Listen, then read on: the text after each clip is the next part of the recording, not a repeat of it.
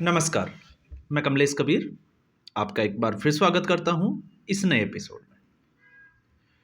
आज के इस एपिसोड में हम बात करने वाले हैं अरविंद केजरीवाल की। दिल्ली में चुनावी मौसम आ गया, महाराष्ट्र के विधानसभा चुनाव के परिणाम भी आ गए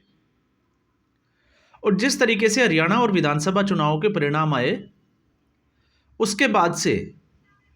जिस तरीके से कांग्रेस पार्टी तो एक्सपोज हो ही गई, लेकिन अरविंद केजरीवाल को भी लग रहा है कि इस बार दिल्ली हाथ से जा सकती है। संभावनाएं पूरी है, लेकिन हम इस बात से भी इनकार नहीं कर सकते कि भारतीय जनता पार्टी दिल्ली और पंजाब में अभी भी कमजोर है और यही एक वजह है कि इसका पूरा फायदा उठाया अरविंद केजरीवाल ने और दोनों जगह पे आम आदमी पार्टी की सरकार बनवा दी। तो कांग्रेस पार्टी जहां पे कमजोर होती हुई दिखी, वहां पर अगर भारतीय जनता पार्टी मजबूत है तो फिर भारतीय जनता पार्टी की जीत जो है वो वहां पर निश्चित मानी जाती है। लेकिन ये दोनों राज्यों में, क्योंकि आपको पता ही होगा, पंजाब में तो भारतीय जनता पार्टी वैसे भी उधार की राजनीति के ऊपर चल रही है और जब हम ये कहते हैं कि उधार की राजनीति, तो पंजाब में भारतीय जनता पार्टी के पास खुद का कोई नेता, कोई बहुत बड़े कद का नेता जो है वो अभी तक भी नहीं है, जो पंजाब में पंजाब को समझते हुए संगठन को मजबूत कर सके। तो पंजाब में भारतीय जनता पार्टी निर्भर है जो दूसरी पार्टियों से आए हुए नेता है उनके ऊपर। और आपने देखा होगा जिस तरीके से पंजाब का जो विधानसभा चुनाव हुआ,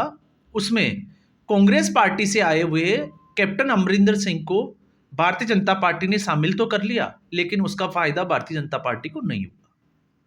क्यों नहीं हुआ?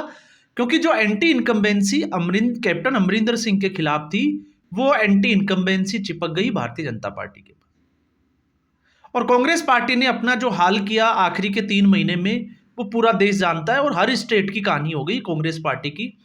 कि जीती हुई बाजी कैसे हारी जाती है। कांग्रेस पार्टी से अच्छा जो है वो कोई आपको समझा नहीं पाएगा। लेकिन इन सब के बीच में अरविंद केजरीवाल,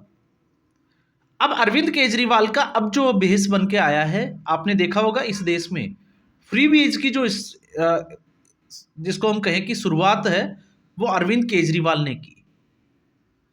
लेकिन अब जो है वो अरविंद केजरीवाल मदारी के भेस में आ गए।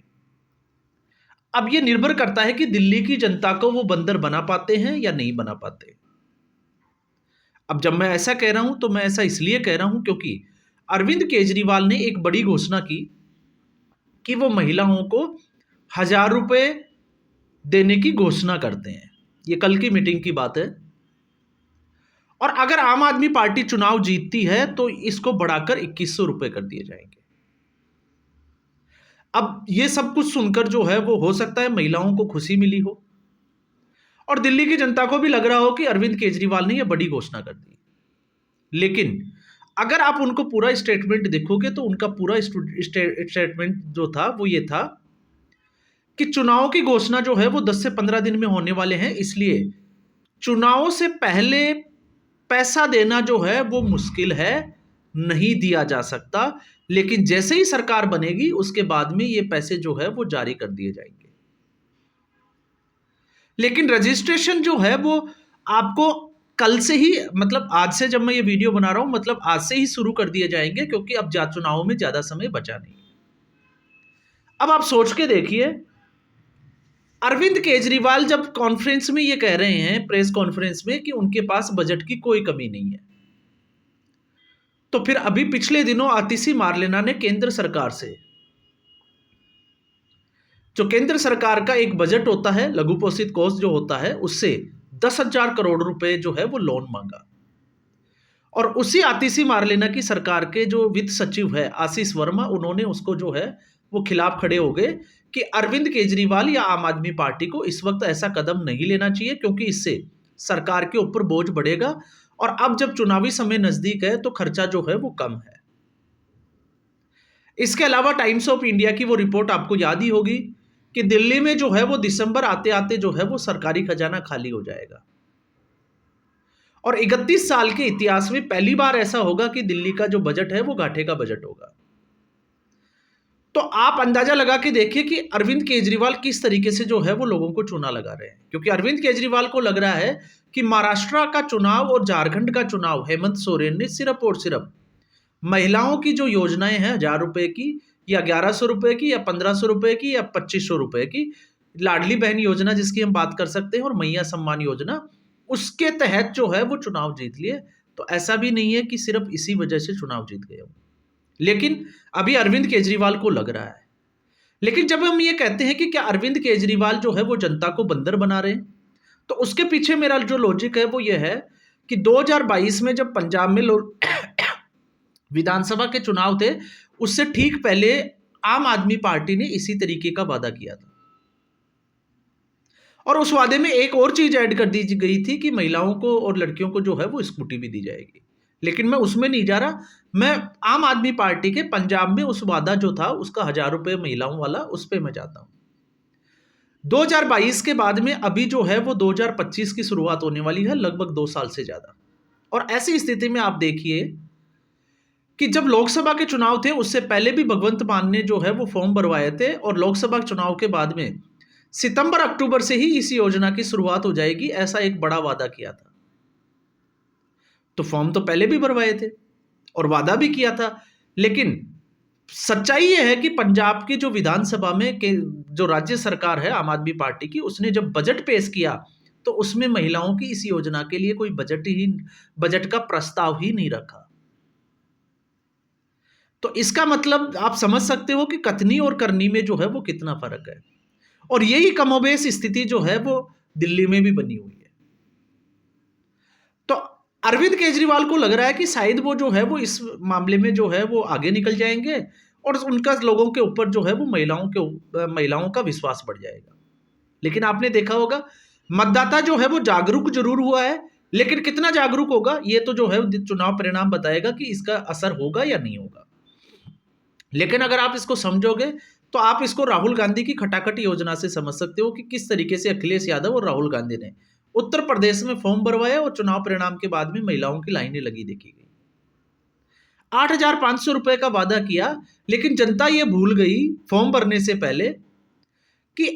राहुल गांधी ने इससे पहले 72,000 रुपए सालाना देने की घोषणा भी की थी, लेकिन जनता ने उसके ऊपर विश्वास नहीं किया। तमाम राज्यों में भी जो है वो कांग्रेस पार्टी ने घोषणाएं की, लेकिन वहां पर भी जो है वो ऐसा कुछ देखने को नहीं मिला। और जिस कर्नाटका में जो है वो सरकार बनी कांग्रेस पार्टी की, तो मल्लिकार्जुन खड़गे ने, आपको पता होगा, डीके शिव कुमार को मीटिंग में डांटते हुए कहा था कि आपको वादा वही करना चाहिए जो आप उसको पूरा कर सके।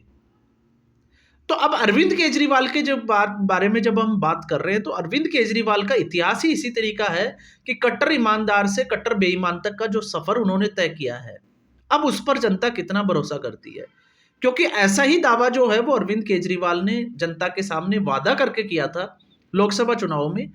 कि अगर जनता उनको वोट देगी तो उनको जेल नहीं जाना पड़ेगा, लेकिन उस वक्त जनता ने उनके ऊपर भरोसा नहीं दिखाया। लेकिन लोकसभा चुनाव और विधानसभा चुनाव की परिस्थितियां अलग होती है। अब कैसे अलग होती है वो आप समझ ही सकते हो। जिस तरीके से मोदी लहर होते हुए 2014 में भारतीय जनता पार्टी की लोकसभा की सभी सीटें, 2019 में भी और 2024 में भी आपने देखा कि भारतीय जनता पार्टी ने लोकसभा में क्लीन स्वीप कर दिया, लेकिन विधानसभा में फिर से भारतीय जनता पार्टी की वही कमजोर कड़ी सामने आई। 2014 में अच्छी खासी सीटें जो है वो लेकर जरूर आई, लेकिन उसके बाद में जो चुनाव हुए 2019 में, 2020 में, तो आपने देखा किस तरीके से भारतीय जनता पार्टी की सीटें जो है वो सिंगल डिजिट में सिमट कर रह गई। तो इतिहास बताता है कि लोकसभा चुनाव और विधानसभा चुनाव जो है वो उनका परिदृश्य, उनका मुद्दा जो है वो जनता के सामने अलग अलग होता है। लेकिन हम उसकी बात इसलिए कर सकते हैं क्योंकि कोविड के बाद में जिस तरीके से अरविंद केजरीवाल एक्सपोज हुए हैं, आज भले ही वो कह सकते हैं कि जो मुकदमा है वो कथित फर्जी है और कई तरीके के जो है वो आरोप लगा सकते हैं, लेकिन सच्चाई ये भी है कि देश के इकलौते मुख्यमंत्री है जो पद पर रहते हुए जेल गए, भ्रष्टाचार के आरोप में जेल गए, और उनको जो है वो जमानत मिली वो शर्तों के ऊपर मिली है, उनको क्लीन चिट नहीं दी गई है। मुद्दा ट्रायल कब तक चलेगा, बरी होंगे नहीं होंगे, वो सारी बात की बातें हैं। लेकिन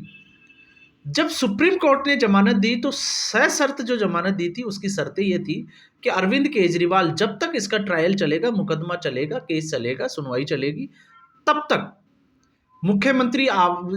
दफ्तर नहीं जा सकते और किसी भी सरकारी फाइल के ऊपर साइन नहीं कर सकते। तो ये भी जो है वो इसकी सच्चाई है।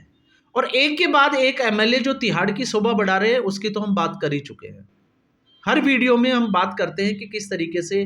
तोमर से शुरू हुआ इनका काफिला जो था वो अभी भी जो है वो रुकने का नाम नहीं ले रहा। और अभी आपने देखा वो जिस तरीके से नरेश बालियान वो भी जेल चले गए। तो एक के बाद एक बड़े सुरमा जो है वो जेल जाते चले गए और सबके ऊपर जो है वो कहीं ना कहीं भ्रष्टाचार से जुड़ा हुआ मामला ही सामने था। तो ऐसी स्थिति में अरविंद केजरीवाल, क्योंकि वादे जो है वो पिछले चुनाव में अगर आप देखोगे तो 2020 में बड़े कड़क शब्दों में अरविंद केजरीवाल ने कहा था कि अगले 5 साल में यमुना साफ होगी और अगर यमुना साफ नहीं होगी तो आप अरविंद केजरीवाल को वोट मत देना। तो इस बार तो जो है वो दिल्ली की जनता ने बड़े अच्छे से ट्रोलिंग की है। स्विट्जरलैंड, पेरिस, सिंगापुर से जो है वो आपने देखा होगा दिल्ली को और यमुना के जो झाग थे उसकी जो है वो बर्फ से, स्नोफॉल से जो है वो तुलना की। सोशल मीडिया पे वो फुटेज आपने देखे ही होंगे, वीडियो वगैरह एडिट किए हुए। तो इस तरीके से यमुना साफ नहीं हुई, लेकिन यमुना जो है वो उससे ज्यादा गंदी हो गई। कूड़े का पहाड़ जो था वो हटा देंगे, दिल्ली को साफ सुथरा बना देंगे, लेकिन आज हाईकोर्ट की रिपोर्ट अगर आप देखोगे दिल्ली हाईकोर्ट की तो 3000 के आसपास जो है 3000 आई थिंक क्विंटल या टन ऐसा कुछ है, मैंने वो अब ध्यान में नहीं आ रहा, इतना कूड़ा जो है वो उठाई नहीं जा रहा। प्रतिदिन इतना कूड़ा जो है वो दिल्ली में कई जगह पे जो है वो डंप किया जा रहा है, क्योंकि नगर निगम के पास जगह ही नहीं है कि कूड़े को डाले कहाँ।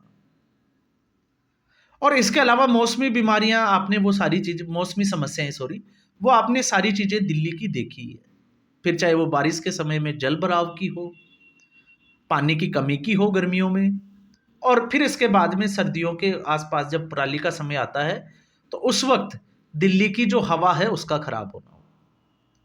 तो अब तय दिल्ली की जनता को करना है कि बंदर बनना है या फिर जागरूक मतदाता होते हुए समझकर वोट करना है कि अरविंद केजरीवाल की बातों में कितना दम है।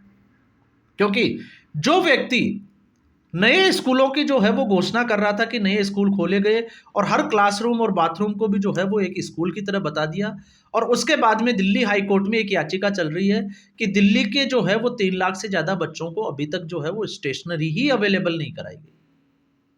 तो ये जो है वो दिल्ली की शिक्षा का एक नया मॉडल है। तो ऐसी स्थिति में अरविंद केजरीवाल जिस तरीके से भारतीय जनता पार्टी और कांग्रेस पार्टी के नेताओं पर निर्भर हो गए, अपनी पार्टी में शामिल कर रहे हैं, और दोनों लिस्टों को अगर आप ध्यान से देखोगे तो लगातार जो है वो अपने नेताओं के टिकट काट रहे हैं। अब वो एंटी इनकम्बेंसी से बचने का एक तरीका हो सकता है, लेकिन ग्राउंड रिपोर्ट ये है कि अरविंद केजरीवाल ने अपने विधायकों को काम करने ही नहीं दिया, क्योंकि अरविंद केजरीवाल को ठीकरा जो है वो फोड़ना था एलजी के माथे पे, भारतीय जनता पार्टी के माथे पे, और उसका खामियाजा अरविंद केजरीवाल अब भुगत रहा है। लेकिन सच्चाई ये भी है कि कांग्रेस पार्टी की जो लिस्ट आई है उसके बाद से